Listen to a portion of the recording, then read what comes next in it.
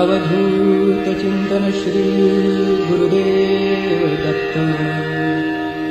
वक्रतुंड महाकाय सूर्यकोटि समप्रभ। निर्विघ्नं कुरु मे देव सर्वकार्येषु सर्वदा।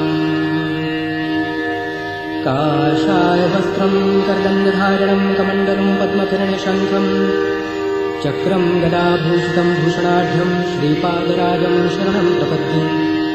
औदुम्बरकल्पवृक्षसङ्गमकामदायकः चिन्तामणिगुरुपादोर्लभं भुवनत्रे। कृते जनार्दनदेवस्ते कार्वनन्दनं द्वापारे रामकृष्णजकलो श्रीपादवल्लभः। गुरुब्रह्मा गुरुर्विष्णु गुरुर्देवो महेश्वरा। गुरु साक्षात् परब्रह्म तस्मै श्री गुरुवे नमः। ब्रह्मानन्दं परमसुखदं केवलं ज्ञानमूर्तिं द्वन्द्वातीतं गगनसदृशं तत्त्वमस्यादिलक्ष्यम्। एकं नित्यं सर्वदि साक्षिभूतं भावातीतं त्रिगुणरहितं सद्गुरुं तं नमामि। अवधूतचिन्तन श्री गुरुदेव दत्त।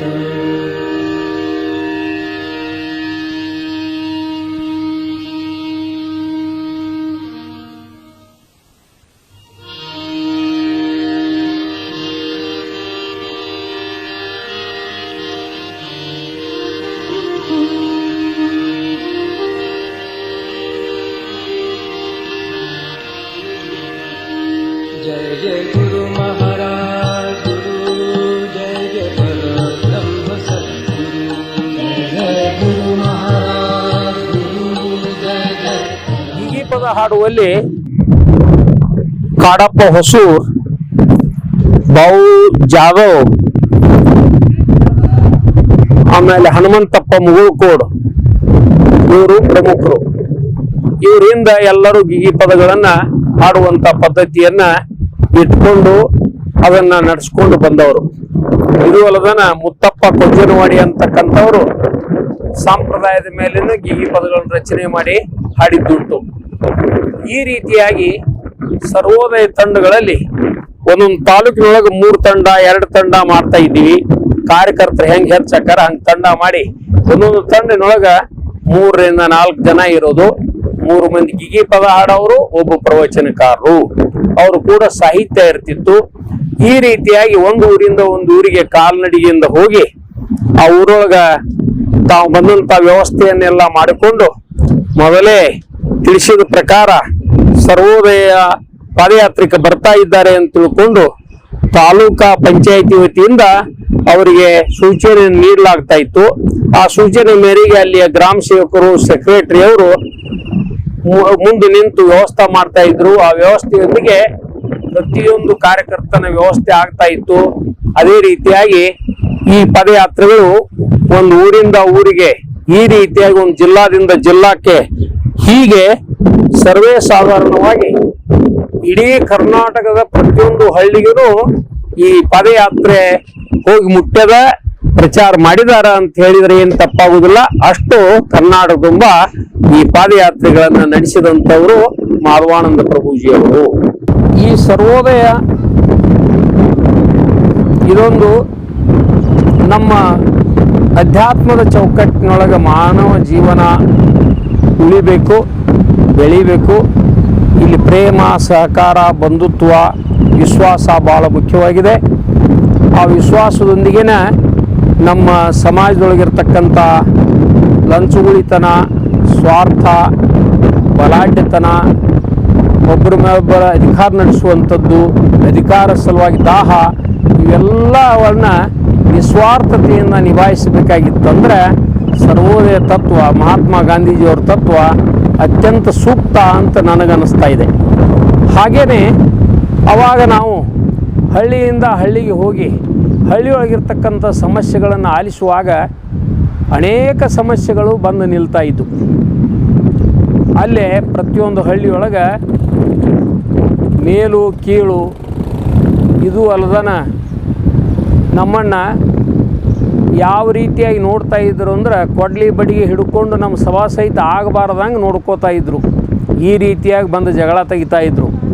ಆದರೂ ಕೂಡ ಧೈರ್ಯವಾಗಿ ಅವ್ರಿಗೆ ತಿಳಿ ಹೇಳುವಲ್ಲಿ ನಮಗೆ ಸಾಫಲ್ಯತೆ ಸಿಕ್ಕದ ಅಂತ ಹೇಳಿದರೆ ನಂದೇನು ದೊಡ್ಡ ಹೇಳಿಕೆ ಅಲ್ಲ.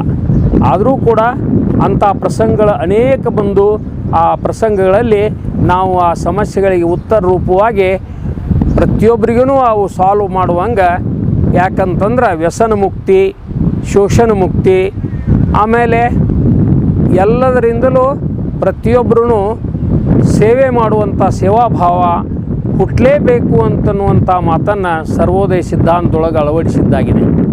ಆ ಸಿದ್ಧಾಂತವನ್ನು ಇವತ್ತಿಗೂ ಕೂಡ ನಾವು ರಾಜಕಾರಣದ ಮೂಲಕ ಆಗಲಿ ಅಧಿಕಾರದ ಮೂಲಕ ಆಗಲಿ ಯಾವುದೇ ಥರದಿಂದಲೂ ಇವತ್ತು ನಾವು ಹೋರಾಟ ಮಾಡ್ತಾನೆ ಇರ್ತೀವಿ.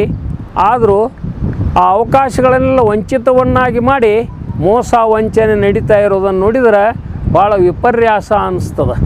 ಯಾಕಂತಂದ್ರೆ ಇವತ್ತು ಸರ್ಕಾರದವ್ರ ಕಾರ್ಯನೂ ಗುರಿನೂ ಅದ. ಆದರೆ ಆ ಗುರಿ ಮುಟ್ಟಬೇಕಾಗಿತ್ತಂದ್ರೆ ಆ ರೀತಿಯಾಗಿ ಹಳ್ಳಿಗಳ ಅಭ್ಯುದಯ ಸಲುವಾಗಿ ಇವತ್ತು ಸರ್ಕಾರ ಸಹಿತ ಅನೇಕ ಸೌಲಭ್ಯಗಳನ್ನು ಇದೇ ರೀತಿಯೊಳಗನ ಕೊಟ್ಟರೂ ಸಹಿತ ಅದು ಪ್ರತಿಯೊಬ್ಬ ಕಟ್ಟ ಕಡೆಯವನವರಿಗೆ ಹೋಗಿ ಮುಟ್ಟೋದಿಲ್ಲ ಅನ್ನೋದು ಸಾಬೀತಾಗ್ತಾ ಇದೆ. ಇದು ಭಾಳ ದೊಡ್ಡ ದುಃಖದ ಮಾತು. ಹಂಗೆ ಇವತ್ತಿಗೂ ಸರ್ವೋದಯ ಸಿದ್ಧಾಂತ, ಸರ್ವೋದಯ ಗುರಿ, ಸಮಾನತೆಯ ಗುರಿ ಎಲ್ಲರದ್ದು ಅದ, ಎಲ್ಲ ರಾಜಕೀಯ ಪಕ್ಷದವ್ರದ್ದು ಅದ. ಆದರೂ ಕೂಡ ಸ್ವಾರ್ಥಕ್ಕಾಗಿ ಕಚ್ಚಾಟಕ್ಕಿಳಿದು ಆ ಸರ್ವೋದಯವನ್ನೇ ಬಲಿ ತಗೊಳ್ಳುವಂಥ ಕಾರ್ಯ ಇವತ್ತಿನ ದಿನಮಾನದೊಳಗೆ ನಡೀತಾ ಇರೋದು ಭಾಳ ದುಃಖದ ಸಂಗತಿ. ಹಂಗೆ ಇವತ್ತು ಸರ್ವೋದಯ ಸಿದ್ಧಾಂತವನ್ನು ಯಾವ ರೀತಿಯಾಗಿ ಅದು ತತ್ವ ಸಿದ್ಧಾಂತದ ತಳಹದಿ ಮೇಲೆ ಬಂದದ್ದು, ಅಧ್ಯಾತ್ಮ ತತ್ವದ ತಳಹದಿ ಮೇಲೆ ಬಂದದ್ದು, ಆ ಅಧ್ಯಾತ್ಮವನ್ನು ಅನುಕರಿಸುವಲ್ಲಿ ಪ್ರಯತ್ನ ಪಡಬೇಕಾದದ್ದು. ಈ ರೀತಿಯೊಳಗೆ ನಾನು ಸದ್ಗುರು ಸಮರ್ಥ ಮಾಧವಾನಂದ ಪ್ರಭುಜಿಯವರು ಮಾಡಿದಂಥ ಕಾರ್ಯವನ್ನು ನಾನು ಅವಲೋಕನೆ ಮಾಡ್ತಾ ಇದೊಂದು ದೊಡ್ಡ ಮಹತ್ ಕಾರ್ಯ. ಯಾಕಂತಂದ್ರೆ ಅವ್ರು ರಚನೆ ಮಾಡಿದಂಥ ಸಾಮುದಾಯಿಕ ಕೃಷಿ ಸಂಘಗಳಾಗಲಿ, ಸಾಮುದಾಯಿಕ ಜೀವನವಾಗಲಿ, ಸಾಮುದಾಯಿಕ ಭೋಜನಾಲಯಗಳನ್ನಾಗಲಿ, ಇವನ್ನೆಲ್ಲ ನೋಡಿದರೆ ಇವತ್ತು ಸರ್ವೋದಯ ತತ್ವಕ್ಕನುಸಾರವಾಗಿ ಅವರು ರೂಪಿಸಿದ್ರು, ಅದನ್ನು ನಡೆಸಿ ತೋರಿಸಿದ್ರು. ಆದರೆ ಇವತ್ತು ಒಂದು ಮನೆತನದೊಳಗೆ 4 ಮಂದಿ ಅಣ್ಣತಮ್ಮರು ಕೂಡಿರೋದು ಅಸಾಧ್ಯವಾದಾಗ ಅನೇಕ ಕುಟುಂಬಗಳನ್ನು ಒಂದೇ ಕಡೆ ಇಟ್ಟು ಒಂದೇ ಭೋಜನಾಲಯದ ಊಟ ಮಾಡಿ ಸ್ವಾರ್ಥ ಇಲ್ಲದನ ನಿಸ್ವಾರ್ಥದಿಂದ ಸೇವೆ ಮಾಡುವಂಥ, ಕಾಯಕ ಮಾಡುವಂಥ ಕಾರ್ಯಕ್ರಮವನ್ನು ಮಾಧವಾನಂದ ಪ್ರಭುಜಿಯವರ ಜೀವಿತಾವಧಿಯಲ್ಲಿ ನಾವು ನೋಡಿದ್ದು. ಇವತ್ತು ಇಂಥ ಒಂದು ಕಾರ್ಯ ನಡೀತದ, ಸಾಧ್ಯದ, ಇದರಿಂದ ಸುಖ ಅದ, ಶಾಂತಿ ಅದ, ಸಮಾಧಾನದ ಅನ್ನೋದು ಇವತ್ತಿಗೂ ನಾವು ನೆನೆಸುವಂಗೆ ಆಗ್ಯದ. ಅದನ್ನು ಇವತ್ತು ಮತ್ತೊಮ್ಮೆ ತಿರುಗಿ ಪ್ರತಿಷ್ಠಾಪಿಸಲೇಬೇಕನ್ನುವಂಥ ಇಚ್ಛೆ ನಮ್ಮದು ಆಗಿದೆ. ಆ ರೀತಿಯೊಳಗೆ ಮಾಧವಾನಂದ ಪ್ರಭುಜಿಯವರು ಸುಮಾರಾಗಿ ಜಾತಿ ಅಳಿಸ್ಬೇಕು, ಧರ್ಮದೊಳಗೆ ಭೇದ ಬರಬಾರ್ದು, ಎಲ್ಲ ರೀತಿಯ ಭಾವೈಕ್ಯತೆಯನ್ನು ತರಬೇಕಂತ ತಿಳ್ಕೊಂಡು ಎಲ್ಲ ಕುಟುಂಬಗಳಲ್ಲಿ ರೀತಿ, ನೀತಿ, ನ್ಯಾಯ, ಧರ್ಮ, ತತ್ವ ಅದನ್ನ ನಿತ್ಯ ನಿಯಮ, ಉಪಾಸನಾ, ಧ್ಯಾನ, ಯೋಗಗಳಿಂದ ತಮ್ಮ ಚಿತ್ತಶುದ್ಧಿಯನ್ನು ಮಾಡಿಕೊಂಡು ಒಬ್ಬರಿಗೊಬ್ಬರು ಅರ್ಥಕೊಂಡು ಸಹಕಾರದಿಂದ ವಿಶ್ವಾಸದಿಂದ ಬಾಳ್ವೆ ಮಾಡತಕ್ಕಂಥ ಪದ್ಧತಿಯನ್ನು ಹಾಕಿಕೊಟ್ಟು ಆ ಪದ್ಧತಿಗೆ ಅನುಸಾರವಾಗಿನ ರೋಟಿ ಬೇಟಿ ಅಂತ ತಿಳ್ಕೊಂಡು ಇಲ್ಲಿಯವರೆಗೆ 30-40 ಸಾವಿರ ಗಟ್ಟಲೆ ಅಂತರ್ಜಾತೀಯ ಅಂತರ್ಧರ್ಮೀಯ ವಿವಾಹಗಳನ್ನು ಮಾಡಿ ಈ ದೇಶದ ಜಾತಿಯ ಪದ್ಧತಿಯನ್ನ, ಧರ್ಮಾಂಧತೆಯನ್ನ, ಸ್ವಾರ್ಥಪರವಾಗಿರ್ತಕ್ಕಂಥ ಕಾರ್ಯಕಲಾಪಗಳನ್ನ ಹತ್ತಿಕ್ಕುವಲ್ಲಿ ಪ್ರಧಾನವಾದಂತಹ ಪಾತ್ರವನ್ನು ಮಾಧವಾನಂದ ಪ್ರಭುಜಿಯವರು ಮಾಡಿದರು ಅನ್ನೋದನ್ನ ನಮಗೆ ವಿಶ್ವಾಸಕ್ಕೆ ಬಂದಿದೆ. ಅಂಥ ಒಂದು ರೀತಿಯೊಳಗ ಇಂಚಗೇರಿ ಸಂಪ್ರದಾಯದೊಳಗ ಸುಮಾರಾಗಿ ಸಾವಿರ ಗಟ್ಟಲೆ ಮಠಗಳಿದ್ರೂ ಕೂಡ ಮಠಗಳನ್ನಿಸ್ಕೊಳ್ಳದೇನೆ ಅವು ಆಶ್ರಮ ಪದ್ಧತಿಯೊಳಗ ಎಲ್ಲಾ ಜಾತಿ, ಎಲ್ಲಾ ಧರ್ಮ, ಎಲ್ಲಾ ಜನಾಂಗಗಳನ್ನು ಆಕರ್ಷಣೆ ಮಾಡುವಂತ ಪದ್ಧತಿ ಏನದ, ಆ ಪದ್ಧತಿಯಿಂದಲೇನೆ ಇವತ್ತಿನ ಜಗತ್ತಿನ ಸವಾಲುಗಳಿಗೆ ಇವತ್ತು ಉತ್ತರ ಕೊಡಬೇಕಾದಂತ ಸ್ಥಿತಿ ಇವತ್ತು ಸಮಾಜದ ಕಣ್ಣೆದುರಿಗಿದೆ. ಹಾಗೇನೆ ಈ ರೀತಿಯೊಳಗ ನಾವು ಮುಂದುವರಿದು ಹೋಗುವಾಗ ನಾವು ಇನ್ನೇನು LLB ಮುಗಿತಾ ಇದೆ, ಇನ್ನ ನಾವೊಂದ ಇದಕ್ಕೆ ಹತ್ಕೊಳ್ಳೋಣ ಅಂತ ನಾವು ಲೆಕ್ಕ ಹಾಕಿದಾಗ ಮುಂದೆ ಅವರು ಮಾಧವಾನಂದ ಪ್ರಭುಜಿಯವರು ವಿನೋಬಾಜಿಯವರು ಸಾರಿದಂತ ಗೋಹತ್ಯೆ ಬಂದಿ ಸಲುವಾಗಿ ನಮ್ಮನ್ನ ಕಲ್ಕತ್ತಾದ ಆಶ್ರಮದೊಳಗ ಅಲ್ಲೇ ಗೋಹತ್ಯೆ ಬಂದಿ ಸಲುವಾಗಿ ಸತ್ಯಾಗ್ರಹಕ್ಕಾಗಿ ಕಳಿಸಿಕೊಟ್ರು. ಆ ಸತ್ಯಾಗ್ರಹದೊಳಗ ಇದ್ದು ಆಮೇಲೆ ಬಾಂಬೆ ದೇವನಾರ್ ಕತ್ತಲ ಕಾಣಿ ಎದುರಿಗೆ ಸತ್ಯಾಗ್ರಹ, ಇದು ಅಲ್ಲದನ ಬಿಹಾರದೊಳಗ ಸಹಸಾ ಜಿಲ್ಲೆಯೊಳಗ ಜೆಪಿ ಅವರು ಕೂಡ ಗ್ರಾಮದಾನದ ಆಕ್ಟ್ ಆಗುವ ಸಲುವಾಗಿ ಇಡೀ ಜಿಲ್ಲಾ ದಾನವನ್ನಾಗಿ ಮಾಡುವ ಸಲುವಾಗಿ ಪಾದಯಾತ್ರೆಯೊಳಗೆ ಪಾಲ್ಗೊಳ್ಳುವ ಸಲುವಾಗಿ ಅನುವು ಮಾಡಿಕೊಟ್ರು. ಇದು ಅಲ್ಲದನ ವಿನೋಬಾಜಿಯವರ ಕಾರ್ಯವನ್ನ ಮುಂದುವರಿಸುವ ಸಲುವಾಗಿ ಗೋವಾದೊಳಗೆ ಪಾದಯಾತ್ರೆ ಮಾಡಿಸಿದ್ರು, ಮಹಾರಾಷ್ಟ್ರದೊಳಗೆ ಪಾದಯಾತ್ರೆ ಮಾಡಿಸಿದ್ರು. ಹೀಗೆ ಇಡೀ ದೇಶದ ತುಂಬೆಲ್ಲ ಎಲ್ಲೆಲ್ಲಿ ಸರ್ವೋದಯ ಸಮ್ಮೇಳನಗಳದಾವ, ಸರ್ವೋದಯ ಕಾರ್ಯಕ್ರಮಗಳದಾವ, ಸರ್ವೋದಯ ಪದ್ಧತಿ ಏನದ ಅದನ್ನೆಲ್ಲ ಅಭ್ಯಾಸ ಮಾಡ್ಲಿಕ್ಕೆ ನಮ್ಗೆ ಅನುವು ಮಾಡಿಕೊಟ್ರು. ಇದರಿಂದ ನಮಗ ಇದು ಜೀವನದ ತಿರುಳು, ಜೀವನದ ಸಾಧ್ಯತೆ ಏನಪ್ಪಾ ಅಂತಂದ್ರ ಅದು ಜನಸೇವೆ, ಜನಾರ್ದನ ಸೇವೆ ಅನ್ನುವಂತ ರೀತಿಯೊಳಗ ನಾವು ಮನದಟ್ಟಾಗುವಂಗ ಮಾಡಿದಂತ ಮಾಧವಾನಂದ ಪ್ರಭುಜಿ ಅವರಿಗೆ ನಾವು ಚಿರಋಣಿಗಳಾಗಿದ್ದೇವೆ. LLB ಹುಬ್ಬಳ್ಳಿಯ JSS ಲಾ ಕಾಲೇಜಿನಲ್ಲಿ ಮಾಡಿದ್ದೇನೆ. ನನ್ನ ವಾಸ್ತವ್ಯ ಸದ್ಗುರು ಸಮರ್ಥ ಮಾಧವಾನಂದ ಪ್ರಭುಜಿ ಅವರು ಸ್ಥಾಪನೆ ಮಾಡಿದಂತ ಗಿರೀಶ್ ಆಶ್ರಮ. ಆ ಗಿರೀಶ್ ಆಶ್ರಮದೊಳಗ ನಾವು ನಿತ್ಯ ನೇಮ, ಉಪಾಸನ, ಧ್ಯಾನ, ಯೋಗ ಇದನ್ನು ಮಾಡ್ಕೋತನ ನಾನು ಕಾಲೇಜಿಗೆ ಹೋಗ್ತಿದ್ದೆ, ಬರ್ತಿದ್ವಿ. ಈ ರೀತಿ ಇರುವಾಗ ಮೇಲಿನ ಮೇಲೆ ಸರ್ವೋದಯ ಪಾದಯಾತ್ರೆಗಳಿಗೆ ಕರ್ಕೊಂಡು ಹೋಗೋದು, ಆಧ್ಯಾತ್ಮಿಕ ಸಪ್ತಾಹಗಳಲ್ಲಾದಲ್ಲಿ ಕರ್ಕೊಂಡು ಹೋಗೋದು, ಅದು ಅಲ್ಲದನ ವರ್ಷದೊಳಗೆ 2 ಸಲ ಇಂಚಗೇರಿ ಮಠಕ್ಕೆ ಹುಬ್ಬಳ್ಳಿಯಿಂದ ದಿಂಡಿ ಪಲ್ಲಕ್ಕಿ ಉತ್ಸವ ಹೊಂಟ್ರೆ ಆ ದಿಂಡಿ ಪಲ್ಲಕ್ಕಿ ಉತ್ಸವದ ಕೂಡ ನಮ್ಮನ್ನು ಕಳಿಸೋದು. ಆ ಉತ್ಸವದೊಳಗ ಈ ಸರ್ವೋದಯದ ಬಗ್ಗೆ, ಅಧ್ಯಾತ್ಮದ ಬಗ್ಗೆ ಪ್ರವಚನ ಮಾಡಲೇಬೇಕು ಅಂತ ಕಟ್ಟಪ್ಪನೆ ಹಾಕಿ ನಮ್ಮನ್ನ ಅದರೊಳಗೆ ತೊಡಗಿಸ್ತಾ ಇದ್ರು. ಹೀಗಾಗಿ ಈ ರೀತಿಯೊಳಗ ನಾವು ಪ್ರವಚನ ಮಾಡೋದು, ಅಧ್ಯಾತ್ಮದ ಬಗ್ಗೆ ಅಭ್ಯಾಸ ಮಾಡೋದು, ಯೋಗ ಮಾಡೋದು, ಇದು ನಮಗೆ ತನ್ನಿಂತಾನೇ ಮೈಗೂಡಿಕೊಂಡು ಬಂತು. ಮೈಗೂಡಿಕೊಂಡು ಬಂದ ಮೇಲೆ ನಮ್ಮನ್ನ ಎಲ್ಲಾ ರೀತಿಯಿಂದಲೂ ತಯಾರು ಮಾಡುವಂತ ರೀತಿಯೊಳಗ ಮಹಾರಾಷ್ಟ್ರದೊಳಗಿರ್ತಕ್ಕಂಥ ಗಿರೀಶ್ ಫಾರ್ಮ್, ಆ ಗಿರೀಶ್ ಫಾರ್ಮಕ್ಕೆ ಮಹಾರಾಷ್ಟ್ರದ ಒಬ್ಬ ಸಮಾಜ ಕಲ್ಯಾಣ ಮಂತ್ರಿ ಅವರು ಬರ್ತಾ ಇದ್ರು. ಆ ಕಾರ್ಯಕ್ರಮಕ್ಕೆ ನನ್ನನ್ನು ಕೂಡ ಮಾಧವಾನಂದ ಪ್ರಭುಜಿ ಅವರು ಕರ್ಕೊಂಡು ಹೋದ್ರು. ಕರ್ಕೊಂಡು ಹೋಗಿ, ನೋಡಪ್ಪ, ಇದು ಗಿರೀಶ್ ಫಾರ್ಮ್, ಇದೊಂದು ದೊಡ್ಡ ಸಂಸ್ಥೆ. ಈ ಸಂಸ್ಥೆಯನ್ನು ನಡೆಸ್ಕೊಂಡು ಹೋಗ್ಬೇಕು, ನಿಮ್ಮಂತ ಕಲ್ತವ್ರು ಬೇಕಿದಕ್ಕೆ. ಅದಕ್ಕೆ ಆ ಗಿರೀಶ್ ಫಾರ್ಮದ ಸೆಕ್ರೆಟರಿಯನ್ನು ಕರೆದು, ಇವ ನಿಮ್ ಚೇರ್ಮನ್ ಅಂತ ಹೇಳಿಬಿಟ್ರು. ಎಲ್ಲಿ ಚೇರ್ಮನ್ ರೀ, ಯಾಕೆ ಚೇರ್ಮನ್ ಅಂತ ನಾ ಅಂದೆ. ನಾ ಎಲ್ಲವ, ಇದು ಗಿರೀಶ್ ಫಾರ್ಮ್ ಎಲ್ಲಿದು, ನಾ ಹೆಂಗ್ ಚೇರ್ಮನ್ ಹಾಕಿವಿ, ಇದನ್ನೆಲ್ಲ ಯಾಕ್ರಿ ಅಂತಂದೆ ನಾ. ಯಾಕೆ ಇವೆಲ್ಲ ಕಲ್ತವ್ರು ನುಣ್ಸ್ಕೋಬೇಕಂತ ಮಾಡ್ತಾರೇನು? ಜವಾಬ್ದಾರಿ ಐತಿಲ್ಲ, ಜವಾಬ್ದಾರಿ ಬೇಕು. ಇಷ್ಟು ಅಲ್ವನ ನಿನ್ನ ಅಲ್ಲಿ ಸಂತವಾಣಿ ಪತ್ರಿಕೆ ಅದ ಬನಟ್ಟಿ ಒಳಗ, ಅದನ್ನ ಯಾರು ಬರೆಯವ್ರಿಲ್ಲ, ಕಲ್ತವ್ರಿಲ್ಲ ನಮ್ಮಲ್ಲಿ. ಆದ್ರ ಈ ಕಲ್ತವಿದ್ದು ಮತ್ತ ಆ ಪತ್ರಿಕೆ ನಡೆಸುವಂತ ಜವಾಬ್ದಾರಿ ನೀವು ತಗೋಬೇಕಲ್ಲ ಅಂತಂದ್ರು. ಬ್ಯಾಡ್ರಿ, ನಾವು ಕಲ್ತದ್ದು, ನಾವು ಶಾಲಿ ಕಲ್ತದ್ದು ಬೇರೆ, ಉದ್ಯೋಗ ಮಾಡೋದು ಬೇರೆ, ಇದೆಲ್ಲ ನಿಮ್ ಕೂಡ ನಾವು ಸಿಕ್ಕೊಂಡು ಕೂಡುದು ಬ್ಯಾಡ್ರಿ, ನಿಮ್ ಕೂಡ ನಮಗ್ ನಡಿಯುವುದಿಲ್ಲ ಅಂತಂದೇನ.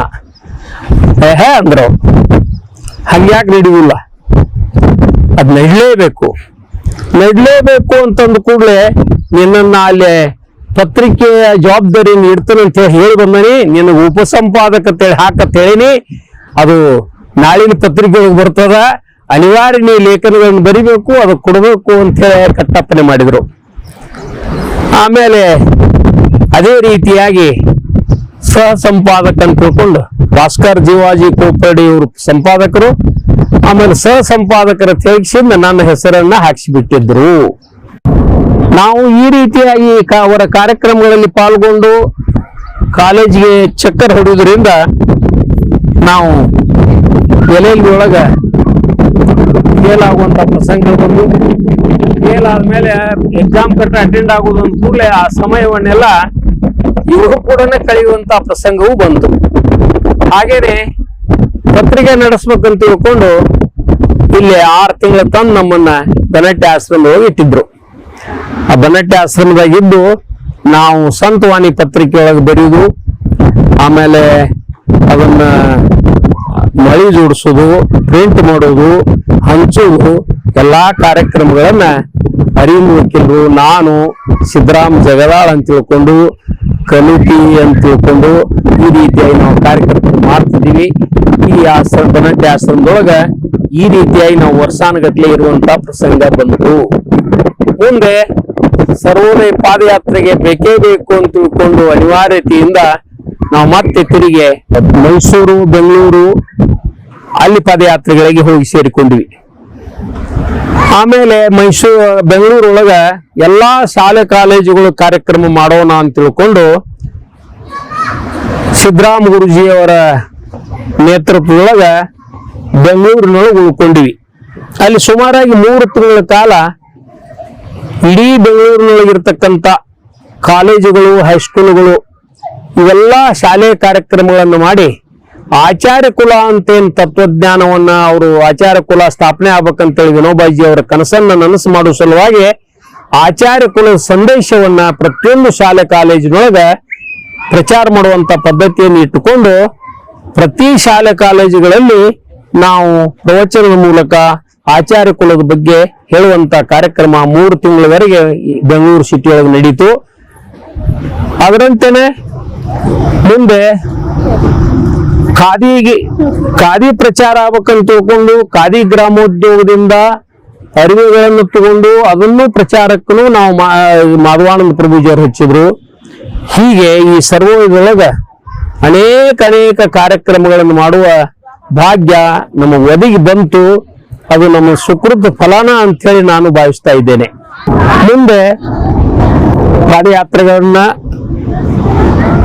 ಸಭಾ ಸಮ್ಮೇಳನಗಳನ್ನ ಈ ರೀತಿಯಾಗಿ ಅಭ್ಯಾಸ ಮಾಡುವಾಗ ನಮ್ಮ ಇಂಚೇರಿ ಸಂಪ್ರದಾಯದ ಆಧ್ಯಾತ್ಮಿಕ ಸಪ್ತಾಹಗಳಲ್ಲಿ ನಮ್ಗ ಪ್ರವಚನ ಮಾಡುವುದು, ಈ ರೀತಿಯಾಗಿ ಅಭ್ಯಾಸ ಮಾಡುವುದು, ಇವನ್ನ ಪ್ರಚುರ ಮಾಡಲಿಕ್ಕೆ ಮಾಧವಾನಂದ ಪ್ರಭುಜಿಯವರು ಪ್ರೇರೇಪಿಸಿದ್ರು. ಅದನ್ನೇ ಮಾಡ್ತಾ ಮುಂದೆ ಸಂಪೂರ್ಣವಾದಂತ ಇಂಚೇರಿ ಮಠದ ಕಾರ್ಯಕರ್ತನಾಗಿ ತಯಾರು ಮಾಡಿದರು. ಮುಂದೆ ಮಾಧವಾನಂದ ಪ್ರಭುಜಿಯವರು 1980 ದೇಹ ಬಿಟ್ರು. ಅವರ ತರುವಾಯ ಶ್ರೀ ಸದ್ಗುರು ಸಮರ್ಥ ಗುರುಪುತ್ರೇಶ್ವರ ಮಹಾರಾಜರಾದರು. ಅವರು ಮಹಾರಾಜರಾದ ಮೇಲೆ ನಮ್ಮನ್ನ ಅವ್ರು ಬಿಡ್ಲೇ ಇಲ್ಲ. ಅವರು ಕೂಡ ಇಂಜಿಗೇರಿ ಮಠದೊಳಗನ ವಾಸ್ತವ್ಯ ಮಾಡುವಂತ ಪ್ರಸಂಗ ಬಂದು ಒದಗಿ ಬಿಡ್ತು. ಆ ರೀತಿಯಾಗಿ ಇಂಜಿಗೇರಿ ಮಠದ ಎಲ್ಲ ಕಾರ್ಯಕ್ರಮಗಳಲ್ಲಿ ಭಾಗಿಯಾಗುವಂತ ಸಂದರ್ಭವೂ ಬಂತು. ಇದು ಅಲ್ಲದನ ಇಂಜಿಗೇರಿ ಮಠದೊಳಗೆ ಯಾವುದೇ ಒಂದು ಕಾರ್ಯ, ಖರೀದಿ ಆಗಲಿ, ಕೊಡತಗೊಳ್ಳೋದಾಗಲಿ, ವ್ಯವಹಾರಗಳಾಗಲಿ, ಇವನ್ನ ಮಾಧವಾನಂದ ಪ್ರಭುಜಿಯವರು ನಮ್ಮನ್ನ ಬೆಳೆಸಿಕೊಂಡು ಮಾರ್ಗದರ್ಶನ ಮಾಡಿ ಕಾರ್ಯ ಮಾಡಿಸ್ತಾ ಇದ್ರು. 1972ನೇ ಇಸ್ವಿಯೊಳಗ ಒಂದು ಇಂಚಿಗೇರಿ ಮಠದೊಳಗೆ ಬೋರ್ ಹಾಕಿದ್ರು. ಬಹಳ ಚೆನ್ನಾಗಿ ನೀರು ಬಂತು. ಅದಕ್ಕೆ ಮಷಿನ್ ಬೇಕು, ಅದನ್ನ ಬಾಂಬೆಗೆ ಹೋಗಿ ಖರೀದಿ ಮಾಡ್ಕೊಂಡು ಬಾ ಅಂತ ಹೇಳಿದ್ರು. ಆಮೇಲೆ ನಾನು ಬಾಂಬೆನ ನೋಡಿಲ್ಲ, ಮತ್ ನಾ ಬಾಂಬೆಗೆ ಹೋಗಿ ಹ್ಯಾಂಗ್ ಖರೀದಿ ಮಾಡ್ಕೊಂಡ್ ಬರಲ್ರಿ ಎಂದೆ. ಹೂಗಾರ್ ಕಲ್ಲಪ್ಪ ಬರ್ತಾನ, ಹೋಗಿ ನಿನ್ ಕೂಡ ಅಂದ್ರು. ನಮ್ ಕೈಯಾಗ ದುಡ್ಡು ಕೊಟ್ರು, ಕಲ್ಲಪ್ಪಣ್ಣನ ಜೋಡಿಸಿದ್ರು. ನಾವು ಬಾಂಬೆಗೆ ಹೋದಿವಿ. ಬಾಂಬೆದಿಂದ ಬಂದು ಪೂನಾದೊಳಗ ಮಷಿನ್ ಖರೀದಿ ಮಾಡಿದೀವಿ. ಆ ಮಷಿನ್ ತಯಾರು ಮಾಡಿ ಕೊಡೋದಕ್ಕೆ 1-2 ತಿಂಗಳ ಅವಧಿ ಇತ್ತು. ಆ ನಂತರ ಮಠದೊಳಗ ಕರೆಂಟ್ ಎಳೆಯುವಂತ ಪ್ರಸಂಗ ಬಂತು. ಕರೆಂಟ್ ತಗೊಂಡಿವಿ. ಕರೆಂಟ್ ತಗೊಂಡ ಮೇಲೆ ಆ ಮಷಿನ್ ತಂದು ಕೂಡಿಸಿ ಅವಾಗ ನೀರಿನ ಸುವ್ಯವಸ್ಥೆಯನ್ನ ಇಂಚಿಗೇರಿ ಮಠದೊಳಗೆ ಮಾಡಿದ್ರು. ಇನ್ನ ಈ ರೀತಿಯಾಗಿ ಪ್ರತಿಯೊಂದು ಕಾರ್ಯಕ್ರಮದೊಳಗ ಮಾಧವಾನಂದ ಪ್ರಭುಜಿಯವರು ಭಾಗವಹಿಸ್ಲಿಕ್ಕೆ ಹಚ್ತಿದ್ರು. ಸುಮಾರು 78ನೇ ಇಸ್ವಿ ಇಂಚಗೇರಿ ಮಠದಿಂದನ ಕಲ್ಕತ್ತಾದವರೆಗೆ ಗೋ ಹತ್ಯೆ ಬಂದಿ ಸಲುವಾಗಿ ಪಾದಯಾತ್ರೆ ಹೊರಟಿತ್ತು. ಇಂಚಗೇರಿ ಮಠದಿಂದ ವರ್ಧಾ ತಲುಪಿ ವರ್ಧಾದಿಂದ ಕಲ್ಕತ್ತಾದವರೆಗೆ ಪಾದಯಾತ್ರೆ ಮಾಡಿ ಆ ಪಾದಯಾತ್ರೆ ಮುಖಾಂತರ ಮುಂದೆ ಕಲ್ಕತ್ತಾದಲ್ಲಿ ಸುಮಾರು 1-1.5 ತಿಂಗಳು ಸತ್ಯಾಗ್ರಹ ಮಾಡುವಂತ ಕಾರ್ಯಕ್ರಮದೊಳಗೆ ನಾನು ಭಾಗಿಯಾಗಲು ಅನುಕೂಲ ಆಯಿತು. ಅದೇ ರೀತಿಯೊಳಗೆ ಅದನ್ನು ಮುಗಿಸಿಕೊಂಡು ತಿರುಗಿ ಬರುವಾಗ ವರ್ಧಾದಲ್ಲಿ ಸಂತ ವಿನೋಬಾಜಿಯವರು ತಮ್ಮ ಮೌನಾನುಷ್ಠಾನವನ್ನು ಮುರಿದ್ರು. ಅಲ್ಲೇ ಮಹಾ ಸಮ್ಮೇಳನವೇ ಜರುಗಿತು. ಆ ಸಮ್ಮೇಳನಕ್ಕೆ ನಮ್ಮ ಇಂಚಗೇರಿ ಮಠದಿಂದ ಪಾದಯಾತ್ರೆ ಹೋಗಿತ್ತು. ಮಾಧವಾನಂದ ಪ್ರಭುಜಿಯವರು ಬಂದಿದ್ರು. ಮಾಧವಾನಂದ ಪ್ರಭುಜಿಯವರು ಮತ್ತು ವಿನೋಬಾಜಿಯವರು ಸಂದರ್ಶನ ನಡೀತು. ಅವಾಗ ಆ ವಿನೋಬಾಜಿಯವರು ಈ ಮಹಾತ್ಮರು ಯಾರು ಅಂತ ಕೇಳಿದರು. ಇವರೇ ಇಂಚಗೇರಿ ಮಠದ ಗುರುಗಳು ಮತ್ತ ನಮ್ಮ ಸರ್ವೋದಯದ ಮಹಾಪೋಷಕರು ಹೌದು. ನಮ್ಮ ಕರ್ನಾಟಕದೊಳಗ ಕಾರ್ಯಕರ್ತರನ್ನಾಗಲಿ ಧನ ಸಹಾಯವನ್ನಾಗಲಿ ಎಲ್ಲಾ ರೀತಿಯ ಸೌಲಭ್ಯಗಳನ್ನು ಒದಗಿಸುವಲ್ಲಿ ಇವರು ಸಿದ್ಧಹಸ್ತರು. ಇವರಿಂದನೇ ನಮ್ಮಲ್ಲೇ ಕರ್ನಾಟಕದ ಸರ್ವೋದಯ ನಡೆದದ ಅಂತ ತಿಳ್ಕೊಂಡು ಸಿದ್ದರಾಮ ಗುರುಜಿಯವರು ನೀಲಕಂಠ ಗುರುಜಿಯವರು ಹೇಳಿದರು. ಅವಾಗ ವಿನೋಬಾಜಿಯವರು ಬಹಳ ಒಳ್ಳೆಯದಾಯ್ತು ಮಾಡಬೇಕು ಅಂತ. ಅವಾಗ ಮಾಧವಾನಂದ ಪ್ರಭುಜಿಯವರು ಹೇಳಿದ್ರು, ಯಪ್ಪ ನಮ್ಮ 1400 ಆಶ್ರಮ ಅವ ಮತ್ತ ಸಾವಿರ ಗಟ್ಟಲೆ ಜಮೀನ್ ಅದ ಮತ್ತ ಸಾವಿರ ಗಟ್ಟಲೆ ಕಾರ್ಯಕರ್ತರದಾರ. ನಾವೆಲ್ಲ ಇದನ್ನೆಲ್ಲ ತಮ್ಮ ಪಾದಕ್ಕೆ ಅರ್ಪಿಸ್ತೀವಿ, ದಾನ ಮಾಡಿಬಿಡ್ತೀವಿ ತೋರಿ ಅಂತಂದ್ರು ಮಾಧವಾನಂದ ಪ್ರಭುಜಿಯವರು. ಅವಾಗ ವಿನೋಬಾಜಿಯವರು ಅಂದ್ರು, ಇದನ್ನೆಲ್ಲ ನಡೆಸಿದಂತ ಮಹಾನ್ ವ್ಯಕ್ತಿಗಳು ನೀವು ದಾನ ಮಾಡೋದಲ್ಲ, ನೀವ ಇದನ್ನೆಲ್ಲ ನಡ್ಸ್ಕೊಂಡು ಹೋಗುವುದ ಈ ಸರ್ವೋದಯ ಏನು ಅಂತ ತಿಳ್ಕೊಂಡು ಅವ್ರು ಹೇಳಿದ್ರು. ಇಂಥ ಒಂದ ಶುಭ ಸಂಭಾಷಣೆಯನ್ನ ಕೇಳುವಂತ ಭಾಗ್ಯ ನಮಗೂ ಆಯ್ತು. ಅದೇ ರೀತಿ ಮಾಧವಾನಂದ ಪ್ರಭುಜಿಯವರು ಹೇಳ್ತಿದ್ರು, ಸರ್ವೋದಯ ಅಂತಂದ್ರೆ ನಿಮ್ಮ ಆತ್ಮ ಅಂತಿದ್ರು. ಆತ್ಮಜ್ಞಾನವೇ ಸರ್ವೋದಯ. ಅವ್ರು ಹೇಳ್ತಿದ್ರು, ಸ್ವಾತಂತ್ರ್ಯವು ಆತ್ಮನ ಅರ್ಥಗೀತೆ. ಸ್ವತಂತ್ರತೆ ಅನ್ನೋದು ಬೇರೆ ಅಲ್ಲ, ಅದು ನಿಮ್ಮ ಆತ್ಮನ ಅರಿವು, ಆತ್ಮನ ಜ್ಞಾನ ಅಂತ. ಹಂಗ ಅಧ್ಯಾತ್ಮ ತತ್ವದ ತಳಹದಿ ಮೇಲೆನ ಇವತ್ತ ಈ ದೇಶದ ಉದ್ಧಾರ ಆಗ್ಬೇಕಾಗೈತಿ ಅಂತ. ಹಾಗೇನೆ ಮಾಧವಾನಂದ ಪ್ರಭುಜಿಯವರು ಕೋಟ್ ಮಾಡ್ತಿದ್ರು, ನಿಮ್ಮೂರ ಹೊಲೆಯರ ಸೂಳೆಯ ಮಗನ ಮೊಮ್ಮಗನು ಎನಗೆ ಜಂಗಮನಾಗಬೇಕಯ್ಯ. ನೋಡ್ರಿ, ಅಂದ್ರ ಯಾವ ಸ್ವಾಮಿ ವಿವೇಕಾನಂದ ಯಾವ ರೀತಿಯೊಳಗ ದರಿದ್ರ ದೇವೋಭವಾಹ, ನೋಡ್ರಿ ಅನಾಥ ದೇವೋಭವಾಹ ಯಾವ ರೀತಿ ಕರೆ ಕೊಟ್ಟಿದ್ರು, ಆ ಕರೆ ಅಂತಾನೆ ಮಾಧವಾನಂದ ಪ್ರಭುಜಿಯವರು ಪ್ರತಿ ಶ್ರೀ ಸಾಮಾನ್ಯನವರೆಗೂ ಪ್ರತಿಯೊಂದು ಅನುಕೂಲತೆಗಳು ಮುಟ್ಲೇಬೇಕು, ಅವರಿಗೆ ದುಃಖ ಆಗಬಾರ್ದು ಅನ್ನುವಂತ ರೀತಿಯೊಳಗೆ ನಡ್ಕೊಂಡ್ರು ಅವರು. ಅದಕ್ಕೆ ಅವರು ದೇವ್ರು ಅನಿಸ್ಕೊಂಡ್ರು. ಯಾಕಂತಂದ್ರ ಅವರು ಪ್ರತಿಯೊಬ್ಬರು ಅವ್ರಲ್ಲಿ ವಿನಯ ನೋಡಿದರೆ ಎಂಥ ವಿನಯ ಅಂತ ಹೇಳ್ಬೇಕು. ಅವ್ರು ಯಾವಾಗಲೂ ಆಶೀರ್ವಾದ ಕೈ ಎಂದು ಮಾಡ್ತಾ ಇದ್ದಿಲ್ಲ, ಕೈ ಮುಗಿತಾ ಇದ್ರು. ಇವತ್ತಿಗೂ ಅವ್ರ ಫೋಟೋಗಳನ್ನು ನಾವು ನೋಡ್ತೀವಿ, ಆಶೀರ್ವಾದಕ್ಕೆ ಮಾಡಿದಂತ ಕೈದ ಫೋಟೋ ಇಲ್ವೇ ಇಲ್ಲ, ಎಲ್ಲವೂ ಕೈ ಮುಗಿದು ಫೋಟೋಗಳೇ. ಎಲ್ಲಿ ನೋಡ್ತಿರಲ್ಲ ಅವರು ಯಾವಾಗಲೂ ಕೈ ಮುಗಿತಾನೆ ಇದ್ರು. ಅಂದ್ರ ಅವರಲ್ಲಿ ಎಂಥ ವಿನಯ ಐತಿ ಅಂತಂದ್ರು, ಅತ್ಯಂತ ಸಾಮಾನ್ಯ ಸಣ್ಣ ಹುಡುಗರಿಗೂ ಸಹಿತ ಅಣ್ಣ ಆನಂದ ಯಪ್ಪ ಆನಂದ ಯಾರು ಕೂಡ ಸಂಭಾಷಣೆ ಮಾಡ್ತಿದ್ದಿಲ್ಲ, ಮಾತಾಡ್ತಾ ಇದ್ದಿಲ್ಲ. ಆದ್ರ ಅವ್ರು ನೋಡಿ ಎಷ್ಟೋ ಜನ ಹೆದರ್ತಿದ್ರು. ಆದ್ರೂ ಅವರಲ್ಲಿ ಇರ್ತಕ್ಕಂಥ ವಿನಯತೆಯನ್ನು ನೋಡಿದ್ರೆ ಅದು ಎಂಥ ವಿನಯತೆ, ಎಂಥ ಕಲ್ಲು ಹೃದಯವನ್ನು ಸಹಿತ ಕರಗಿಸಿ ಬಿಡುವಂತ ವಿನಯತೆ ಇರ್ತಿತ್ತು ಅಂಥ ದೇವರವರು. ಹಂಗ ಈ ರೀತಿಯೊಳಗ ಅವರು ಕಾರ್ಯ ಮಾಡಿದ್ದು ಮುಂದೆ 83 ಅನಿವಾರ್ಯವಾಗಿ ಆ ಗಿರೀಶ್ ಫಾರ್ಮದ ಚೇರ್ಮನ್ ನನ್ನಾಗಿ ನನ್ನ ಮಾಡಿದ್ರು. ಅವ್ರು ಹೇಳುವಂತ ಮಾತ ಸತ್ಯ ಆಗಿಬಿಟ್ಟು, ಚೇರ್ಮನ್ ಅಂತ ಅಂದಂತ ಮಾತು ಚೇರ್ಮನ್ ನನ್ನಾಗಿ ಮಾಡಿದ್ರು. ಇವತ್ತಿನವರೆಗೂ ಆ ಗಿರೀಶ್ ಫಾರ್ಮದ ಚೇರ್ಮನ್ ನಾನೇ ಆಗಿರುವೆ, ನಡ್ಕೊಂಡು ಬಂದಿದೆ. ಹೀಗೆ ಹಲವಾರು ವಿಷಯಗಳಲ್ಲಿ ನನ್ನ ಜೀವನದ ಪ್ರತಿಯೊಂದರಲ್ಲಿಯೂ ಮಾಧವಾನಂದ ಪ್ರಭುಜಿಯವರು ಅವರ ಸಹಕಾರ, ಅವರ ಆಶೀರ್ವಾದ ಇರುವುದರಿಂದಲೇ ನನ್ನ ಜೀವನ ನಡೆದದಪ್ಪ ಅನ್ನುವಂತ ಹೇಳುವಷ್ಟು ಇವತ್ತಿಟ್ಟು ಅವಶ್ಯಕವಾಗಿದೆ. ಅವ್ರು ಹೇಳಿದ್ರು, ನಿನಗೆ ತಂದೆನೂ ಇಲ್ಲ ತಾಯಿನೂ ಇಲ್ಲ, ಮತ್ತ ನೀ ಯಾರ ಮಗಪ್ಪ ಅಂದ್ರೆ ನನ್ನ ಮಗ, ಮತ್ತ ನೀ ಯಾರಿಗೂ ಕಡಿಮೆ ಇಲ್ಲ, ನೀ ಯಾರಿಗೂ ಕಡಿಮೆ ಅಂತ ಭಾವಿಸಬೇಡ. ಈ ರೀತಿಯೊಳಗ ನನಗೆ ಹುರುಪು ತುಂಬ್ತಾ ಇದ್ರು. ಅಷ್ಟ ಅಲ್ಲದನ ಪ್ರತಿಯೊಂದು ಸಂದರ್ಭದೊಳಗ ಅವ್ರು ಹೇಳಿದಂತ ಮಾತನ್ನ ನೋಡಿದ್ರೆ ಇವತ್ತಿಗೂ ನನಗೆ ಮೈ ಜೂಮ್ ಅನ್ನುವಂಗ ಅನಿಸ್ತದ. ಯಾಕಂತ ಹೇಳಿದ್ರೆ ಪ್ರತಿಯೊಂದು ಕ್ಷಣನೂ ಅವರು ನಮ್ಮ ಬೆನ್ನ ಮೇಲೆ ಇದ್ದಾರೆ. ನನ್ನನ್ನ ಯಾವುದೋ ಒಂದು ಕೇಸಿನ ಸಲುವಾಗಿ ಬೆಂಗಳೂರಿಗೆ ಕಳಿಸ್ತಾ ಇದ್ರು. ಅವಾಗ ಹೇಳಿದ್ರು, ನೀನು ಕಡಿಮೆ ಮಾಡಬೇಡ, ನಿನಗೆ ಯಾವುದು ದುಡ್ಡಿನ ಕೊರತೆ ಆಗಬಾರ್ದು, ತಗೋ ಅಂತ ಹೇಳಿ 5,000 ರೂಪಾಯಿಗಳನ್ನು ಕೊಟ್ರು. ಕೊಟ್ಟ ಮೇಲೆ ನೀ ರಾಜಾನ ಹಿಂಗಿರ್ಬೇಕು, ನಾನಿನ್ ಬೆನ್ನ ಮೇಲೆ ಅದನಿ, ಎಲ್ಲಾ ಕಾರ್ಯಗಳನ್ನು ಮಾಡ್ತಾ ಹೋಗ್ಬೇಕು ಅಂತಂದ್ರು. ಹೇಳ್ತಾ ಹೇಳ್ತಾ ಏನ್ ಹೇಳ್ಬೇಕು, ನಾ ಸತ್ತ ಮೇಲೂ ನಿನ್ನ ಸೇವಾ ಮಾಡ್ಬೇಕಾಕತಿ ಅಂತಂದ್ರು. ನನಗೆ ಬಹಳ ದುಃಖ ಆತು. ಇದ್ಯಾಕೆ ಈ ಮಾತನ್ನ ಅಂದ್ರು ಅಂತ. ಅವಾಗ ಅದೇನ್ ನನಗೆ ತಿಳಿಲಿಲ್ಲ.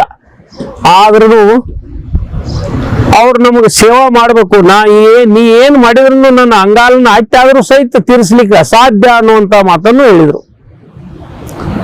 ಅದೇ ರೀತಿಯೊಳಗೆ ನಾ ನೋಡಿದಂತ ನನ್ನ ಜೀವನದೊಳಗೆ ಆಗಿರ್ತಕ್ಕಂಥ ಘಟನೆಗಳಿಂದ ನನಗೆ ಅರ್ಥ ಆಗ್ತದೆ, ಪ್ರತಿಯೊಂದು ಕ್ಷಣವೂ ನನ್ನನ್ನು ಬಿಟ್ಟಿಲ್ಲ. ನಾವು ಗುಲ್ಬರ್ಗಾದಿಂದ ಹುಬ್ಬಳ್ಳಿಗೆ ಹೊಂಟಿದ್ವಿ. ಹುಬ್ಬಳ್ಳಿ ಹೋಗೋದ್ನಾಗ ನಾನು ದೂರ ಹೋಗ್ತೇನೆ ಅಂತಂದ್ರು. ದೂರ ಎಲ್ಲಿ ಹೋಗ್ತೀರಿ, ನಾವು ಬರ್ತಿರ್ಲಿಲ್ಲ ನಿಮ್ ಕೂಡ ಅಂದೆನ.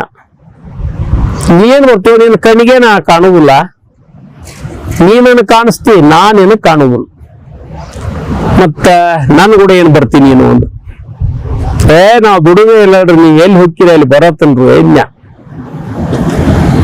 ಸಾಧ್ಯ ಇಲ್ಲ ಅಂದ್ರೆ ನಾನಿನ್ ಬೆನ್ನ ಹಿಂದೆ ಇರ್ತೀನಿ, ಕರಿ ನಿನಗ್ ಕಾಣಂಗಿಲ್ಲ, ಆದ್ರೆ ನೀ ನನಗ್ ಕಾಣ್ತೀಯ. ಹಂಗೇನಪ್ಪಾ ಅಂದ್ರ ಇವತ್ತ ನಮ್ ಹೆಣ್ಣು ಹಿಂದೆನೇ ಇರ್ತಾರ, ನಮಗ್ ಕಾಣೋದಿಲ್ಲ, ಆದ್ರೆ ಎಲ್ಲಾ ಕಾರ್ಯವನ್ನು ಅವರೇ ಮಾಡ್ತಾರ. ಇದರ ಅರ್ಥ ಆತ್ಮಜ್ಞಾನ ಮಾಡ್ಕೊಂಡವ್ರಿಗೆ ಅಷ್ಟೇ ತಿಳಿತೈತಿ, ಉಳ್ಕಿದವ್ರಿಗೆ ತಿಳಿಯಂಗಿಲ್ಲ. ಹಂಗೇನಪ್ಪಾ ಅಂದ್ರ ಪರಮಾತ್ಮ ಎಲ್ಲದರ ಕರ್ತೃ ಅವನ, ಭೋಕ್ತೃನು ಅವನ, ಸಾಕ್ಷಿನೂ ಅವನ, ಸರ್ವಂತರ್ಯಾಮಿನೂ ಅವನ, ಸರ್ವವ್ಯಾಪಕನೂ ಅವನ, ನಡೆಸೋನು ಅವನ, ಉಳಿಸೋನು ಅವನ, ಬೆಳೆಸೋನು ಅವನ, ಎಲ್ಲರೂ ಮಾಡುವವನು ಅವನೇ ಇದ್ದುಕೊಂಡು ಕಣ್ಮರಿಯಾಗಿ ನಮಗಿರ್ತಾನ. ಇದು ಸಿದ್ಧಾಂತ. ಇದನ್ನ ಅರಿವಿಗೆ ತಂದು ಕೊಟ್ಟರು ನನ್ನ ಗುರುಗಳು ಅಂತ ಹೇಳಿದ್ರೆ ಅದು ನನ್ನ ಭಾಗ್ಯ ಅಂತ ಹೇಳಿ ನನಗೆ ಅನಿಸ್ತಾ ಇದೆ. ನಾವು ಸರ್ವೋದಯ ಮೂವ್ಮೆಂಟ್ ಒಳಗೂ ಕೂಡ ಅಗಲ್ತಾ ಇರಲಿಲ್ಲ, ಪಾದಯಾತ್ರೆ ಒಳಗಿದ್ದಾಗೂ ಅಗಲ್ತಾ ಇರಲಿಲ್ಲ, ಕೂಡೇ ಇರೋದು. ಹಾಗೆ ಎರಡು ಜೀವ ಒಂದೇ ಆಗಿರುವಂತ ಲೆಕ್ಕದೊಳಗೆ ನಾವು ಬಂದಿದ್ದೀವಿ. ಅದೇ ರೀತಿಯೊಳಗ ಪ್ರತಿಯೊಂದು ಕಾರ್ಯ, ಪ್ರತಿಯೊಂದು ಕೆಲಸ, ಪ್ರತಿಯೊಂದು ಕಾರ್ಯಕ್ರಮಗಳು ಅವರು ನಮ್ಮ ಕೂಡ ವಿಚಾರ ಮಾಡಿ, ಚರ್ಚಾ ಮಾಡಿ ಸೂಕ್ತವಾದಂತ ನಿರ್ಣಯ ತಗೊಳ್ಳುವಂತ ಪದ್ಧತಿ ಅವರಲ್ಲಿ ಇತ್ತು. ಅವರ ಸಹಕಾರದಿಂದ ಇವತ್ತ ನಮ್ಮ ವ್ಯಕ್ತಿತ್ವಕ್ಕೂ ಕೂಡ ಒಂದು ಕಳೆ ಬಂದದ ಅಂತ ಹೇಳಿ ನಾ ಹೇಳ್ಬೋದು. ಹಂಗ ಅನೇಕ ಸಂದರ್ಭದೊಳಗ, ಕಾರ್ಯದೊಳಗ, ತಂಟೆಗಳೊಳಗ, ಸಮಸ್ಯೆಗಳೊಳಗ ಅವನ್ನೆಲ್ಲ ಎದುರಿಸಿ ಪಾರಾಯುವಂತ ಪದ್ಧತಿಯನ್ನ ಗುರುಪುತ್ರ ಮಹಾರಾಜರು ಕೂಡ ನಾವು ನಡ್ಕೊಂಡು ಸಾಧಿಸಿದೀವಿ ಅಂತ ಹೇಳಿದ್ರೆ ಇದೇನು ತಪ್ಪಾಗುವುದಿಲ್ಲ. ಬಹಳ ಅತ್ಯಂತ ಕೆಲವು ಸಂದರ್ಭಗಳು, ಆ ಎಲ್ಲಾ ಸಂದರ್ಭಗಳನ್ನ ಸರಿಯಾದ ರೀತಿಯೊಳಗೆ ನಿಭಾಯಿಸುವಲ್ಲಿ ಗುರುಪುತ್ರ ಮಹಾರಾಜರು ಎತ್ತಿದ ಕೈ ಅಂತ ಹೇಳಿದ್ರೆ ಏನು ತಪ್ಪಿಲ್ಲ. ಅಷ್ಟೇ ರೀತಿಯೊಳಗೆ ಸೂಕ್ಷ್ಮ ರೀತಿಯೊಳಗೆ ಅವ್ರು ನಡ್ಕೊಂಡು ಈ ಸಂಪ್ರದಾಯವನ್ನ ಎಲ್ಲಾ ರೀತಿಯಿಂದಲೂ ಮುಂದೆ ತಂದ್ರು. ಯಾವಾಗ ಅವರು ಚೆಕೋಸ್ಲೋವಾಕಿಯಾದೊಳಗ ಮಹಾಸಮ್ಮೇಳನ, ಈ ಏಷ್ಯಾ ಖಂಡದ ಎಲ್ಲ ಶಾಂತಿ ಸಮ್ಮೇಳನದು, ಆ ಸಮ್ಮೇಳನಕ್ಕೆ ಗುರುಪುತ್ರ ಮಹಾರಾಜರನ್ನ ನಿಯುಕ್ತಿ ಮಾಡಿದ್ರು. ಅವ್ರನ್ನ ದಿಲ್ಲಿವರೆಗೆ ಹೋಗಿ ಬೀಳ್ಕೊಟ್ಟು ಬಂದ್ವಿ. ಅದೇ ರೀತಿಯೊಳಗೆ ಅವ್ರು ತಿರುಗಿ ಬಂದ ಮೇಲೆ ಅಲ್ಲೇ ಸುಮಾರು 500-600 ನಾಮಧಾರಿಕರು ಅತ್ಯಂತ ಹರ್ಷೋಲ್ಲಾಸದಿಂದ ಅವ್ರನ್ನೆಲ್ಲ ಬರಮಾಡಿಕೊಂಡು ಬಂದ್ವಿ. ಹಾಗೆ ಗುರುಪುತ್ರ ಮಹಾರಾಜರು ಎಲ್ಲಾ ರೀತಿಯಿಂದ ಈ ಜಗತ್ತಿನ ತುಂಬಾ ಪ್ರಸರಿಸುವ ಸಲುವಾಗಿ ಅಂತ ಒಂದು ಮಹಾನ್ ಕ್ರಾಂತಿಯನ್ನೇ ಮಾಡಿದ್ರು ಅಂತಂದ್ರೆ ಏನ್ ತಪ್ಪಾಗುವುದಿಲ್ಲ. ಅಂತ ಒಂದ ಶಾಂತಿ ಸಮ್ಮೇಳನಗಳು ವರ್ಷ ದೆಹಲಿ ಒಳಗ ಆಗ್ತಾ ಇದ್ದು. ಆ ಎಲ್ಲಾ ಸಮ್ಮೇಳನಗಳಲ್ಲಿ ನಾವೆಲ್ಲ ಭಾಗಿಯಾಗ್ತಿದ್ವಿ, ಗುರುಪುತ್ರ ಮಹಾರಾಜರು ಕೂಡ. ಆ ಸಮ್ಮೇಳನಗಳಲ್ಲಿ ಅನೇಕ ದೇಶ ವಿದೇಶಿಯರ ಕಾರ್ಯಕರ್ತರ, ಪ್ರತಿನಿಧಿಗಳ, ಅಧಿಕಾರಿಗಳ ಸಂಪರ್ಕವೂ ಬರ್ತಾ ಇತ್ತು. ಇದರಿಂದ ನಮಗೆ ಒಂದು ಈ ಸಮಾಜ, ಜಗತ್ತು ಹಾಗೂ ಪ್ರಕೃತಿ ಇವೆಲ್ಲದರ ಬಗ್ಗೆ ಸರಿಯಾದ ತಿಳುವಳಿಕೆ ಮೂಡುವಲ್ಲಿ ಅನುಕೂಲ ಆಗ್ತಿತ್ತು. ಹಂಗ ದೇಶ ವಿದೇಶಗಳ ಸಂಸ್ಕೃತಿ, ಆ ಸಂಸ್ಕೃತಿಗಳಿಗೆಲ್ಲ ಪ್ರಾಕೃತವಾಗಿ ಪ್ರತ್ಯಕ್ಷವಾಗಿ ನಮ್ಮ ಭಾರತೀಯ ಸಂಸ್ಕೃತಿ ಬಹಳ ಉಚ್ಚ ಮಟ್ಟದ್ದು ಅನ್ನುವಂಥದ್ದನ್ನ ತಿಳ್ಕೊಳ್ಳಿಕ್ಕೆ ನಮಗೆ ಸಾಧ್ಯ ಆಯಿತು. ಹಂಗ ಗುರುಪುತ್ರ ಮಹಾರಾಜರು ಕೂಡ ಒಂದು ಕ್ಷಣ ಅಗಲ್ದನ ಯಾವತ್ತೂ ಅವರು ಕೂಡ ಇದ್ದುಕೊಂಡು ಆಧ್ಯಾತ್ಮಿಕ ಈ ನಮ್ಮ ಸಂಪ್ರದಾಯದ ಸೇವೆಯನ್ನ ಮಾಡುವುದರಲ್ಲಿ ನಮಗೆ ಅನುಕೂಲ ಆಯಿತು ಅಂತ ನನಗನ್ನಿಸ್ತಾ ಇದೆ. ಹಾಗೆ ಬೆಳ್ಕೊಂಡು ಮುಂದೆ ಬರುವಾಗ ಬಂದಂತ ಪ್ರಸಂಗಗಳು, ಎಡ್ರು ತೊಡ್ರುಗಳು, ಒಂದಲ್ಲ ಎರಡಲ್ಲ ಅನೇಕ ಪ್ರಸಂಗಗಳು. ಆ ಎಲ್ಲಾ ಪ್ರಸಂಗಗಳಲ್ಲಿ ಸದ್ಗುರುನಾಥ ಕೈ ಹಿಡಿದು ಕಾಪಾಡಿದ್ದಿದೆ.